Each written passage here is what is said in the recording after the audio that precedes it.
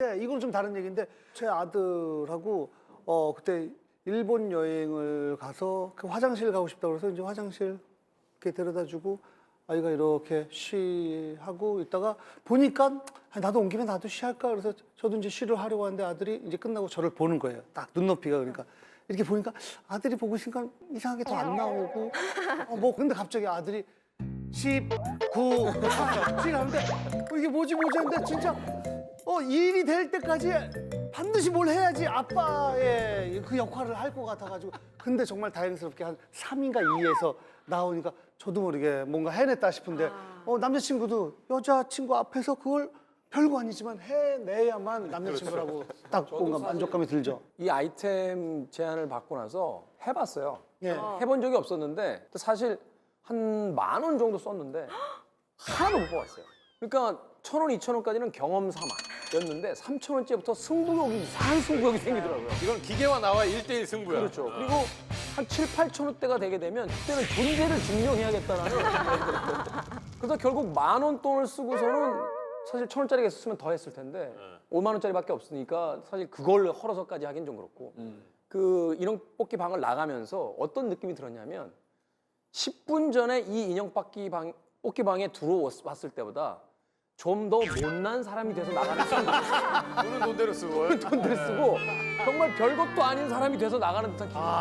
근데 저는 반대였어요. 아 그래요? 저는 후배랑 같이 인형 뽑기 방을 갔었는데 저 개인적으로는 뭔가 하나에 굉장히 빠지면 중독이 될까봐 절대로 하지 말자 위주였는데 후배가 가서 한 기본 전환도 할 겸 하자 했는데 2만 원을 쓰고 나온 거예요. 2만 원을 썼는데 약 한 3,000원, 5,000원 정도의 인형 하나 정도를 건졌는데 끝나고 나와서 이건 좀 아닌 것 같다. 우리가 고작 이거 하려고 시간 투자에 뭐 2만 원 돈 버려라고 했더니 그 후배가 하는 말이 선배 즐거웠잖아요 하는 거예요.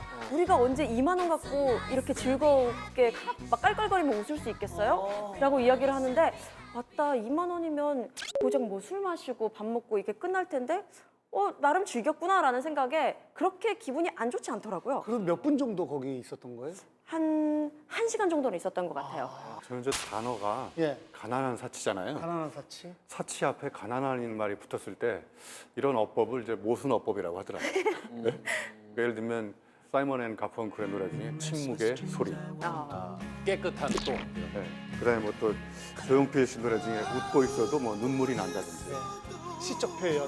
그러니까 사치라는 말 앞에는 가난한 말이 어울리지 않는데 우리 사회적 현상을 좀 임팩트 있게 표현하기 위해서 사치는 원래 부유한 뭐 이런 화려한 이런 말이 어울릴 것 같은데 앞에 전혀 어울릴 것 같지 않은 가난한 말이 붙어서 요즘의 사회 현상을 아주 대표적으로 단적으로 표현하는 어법이 아닐까. 모순어법일 수도 있겠지만 그렇지 않을 수도 있는 게요. 사치라는 건 쉽게 얘기해서 돈이 많고 적음을 떠나서 쓸데없는 데다 돈을 쓴다. 뭐 이런 느낌도 있거든요, 사실. 그러니까 그 얘기는 뭐냐면 돈이 많진 않지만 쓸데없는 데다 돈을 쓸 수는 있는 거예요. 대신 부자들에 비해서 돈을 아껴 써야 되고 꼭 필요한 데 쓰기도 모자라기 때문에 그 돈의 여유가 별로 없는데 근데 사실 사치가 주는 어떤 만족 같은 게 있단 말이죠.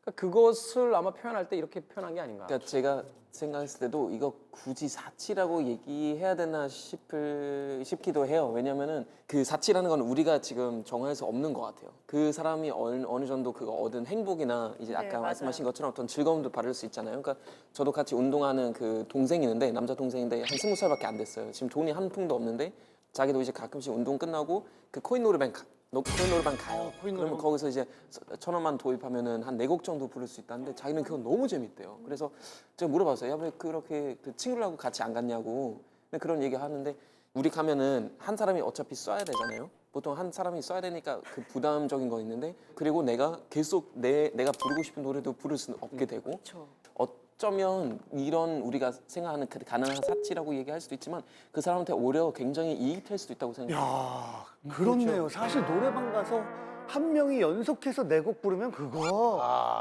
예. 최악이잖아요. 그러세요? 일곱 곡. 그러시군요. 야, 근데 그 김여동 그때도 말씀하신 게 저는 이제 이해가 되는데 2시간 정도 네. 머물렀다고 했잖아요. 한두 근데 시간? 그 시간이 사실은 그 자기도 모르게 모든 걸 잊고 집중하는 시간이거든요. 맞아요. 그러니까 우리가 이 맨정신으로 살아갈 때는 모든 걸 잊는다는 게 거의 불가능하죠. 항상 무슨 잡념이 들잖아요. 근데 술을 마셔도 들은 것이 잡념이에요. 그런데 그걸 하는 이유 중에 하나는 뭐냐면 그 시간만은 아무 생각도 안 들고 아무 단순한 그 생각. 그러니까 그때 자기가 정신이 정화가 되는 거죠. 그 일종의 명상 효과랑 같은 거라고 사람들이 얘기해요. 처음에 이것이 이제 활성화된 것이 노량진의 고시촌이에요. 처음에 다른 데로 생긴 게 아니라 고시촌에서 생긴 이유가 뭐냐면 너무 이게 시달리잖아요. 이제 계속 주입식의 그런 이제 암기를 하고 문제를 풀고 그러는데 딱 나와 보니까 이렇게 있는 거예요. 근데 1,000원 넣고 했는데 너무 말끔한 거죠. 정신이 맑아지는 거예요. 그러니까 공부하다가 잠깐 나와서 이거 한 2판 하고 들어가고 그래서 이제 이게 시작돼가지고 결국 이제 홍대 앞까지 진출하게 된 거예요. 제가 보기에 이 뽑기라는 게요. 왜 이렇게 또 유행할까 가만히 생각해 보니까 가난한 사치를 즐기는 사람들이 누군가한테 이렇게 뽑힐 가능성이 그렇게 많지 않을 것 같아요. 네?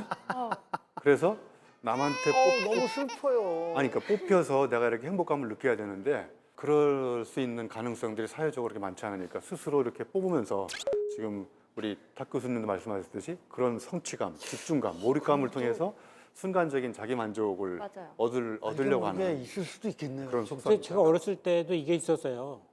제가 어렸을 때도 뽑기가 있었어요. 인형 뽑기가. 뽑기. 예. 그래서 저도 이거를 굉장히 오랫동안 했었거든요. 근데 그때는 아무 생각이 없었죠. 왜냐하면 뭐 정말 뽑겠다.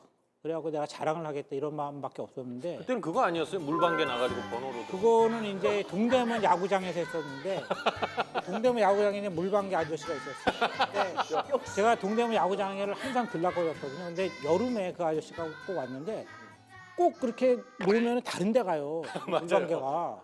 그리고 제가 이제 한 1년인가 2년을 그 아저씨한테 당한 다음에 물어봤어요. 어린 나이지만. 아저씨 이게 어떻게 되는 겁니까? 그랬더니 웃으시면서 너는 아무리 해도 이길 수가 없대요. 그래서 끝내 안 가르쳐 주셨는데 제 짐작으로는 뭔가 이렇게 발라져 있는 것 같아요. 피할 수 있도록. 아니 거기 좋아하는 대로. 그래갖고 그때도 제가 그 경험한 건데 물방개에 온 신경이 다가가지고 그렇죠. 그때는 물방개가 저밖에 없어요. 내가 물방개인지 물방개가 나인지. 정말 그 짧은 몇 초 시간이 물방개가 정말 세상에 단 거죠. 그 곤충이 뭐 이런 물속을 지나가는데 어디로 가느냐에 따라서 그 상품을 따는 거예요. 예. 그러니까 룰렛을 공이 아닌 그 벌레로 하는 거예요. 네, 룰렛을 이제 하는 건데 똑같은 룰렛을. 거예요. 근데 그렇게 놓으셨어요? 어렸을 때. 그게 한국식 옛날 카지노였어요. 그게 룰렛이네. 룰렛이죠. 예, 우리 근데 원하는 대로 안 가는 거죠.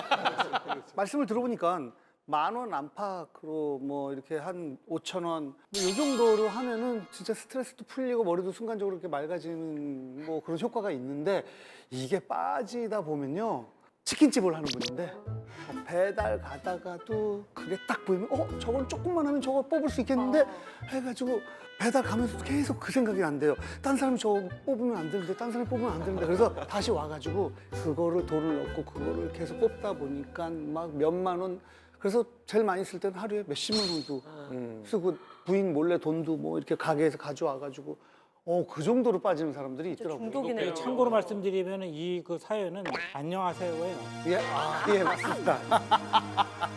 아니 사실 정선에 가시는 분도 뭐 처음에 가실 때 전 재산을 다 날리겠다고 가시는 분이 어디 있어요? 맞아요. 예. 가실 때 야 10만 원어치만 하자 하고 가셨는데 영원히 못 돌아오시는 분들이나 그렇죠. 혹은 3, 40년 동안 인생을 열심히 산 그것을 불과 3, 4일 만에 다 탕진해 버리는 경우가 생기는 거니까 사실 이게 싸다는 것에 대한 어떤 그 이미지 때문에 안전성이 있다라고 생각할지 모르겠지만 사실은 여기 몰입하고 중독되기 시작하면 그건 돈 1,000원의 문제가 아니에요. 돈을 잃는 속도가 느릴 뿐이지 결국은 다 잃는 거거든요.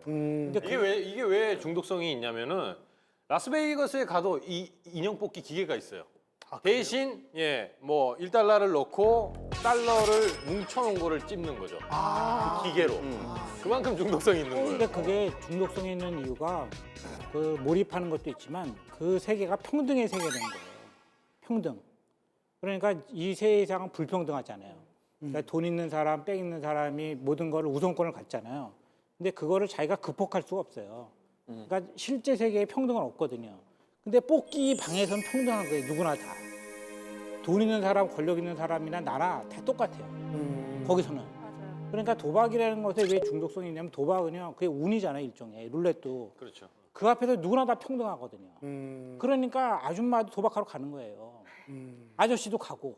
왜? 그 세계는 평등하거든요. 여기서 하나 좀 정리를 해야 될 것 같은 게 전 사치가 필요 없는 것이라고 생각하지 않아요.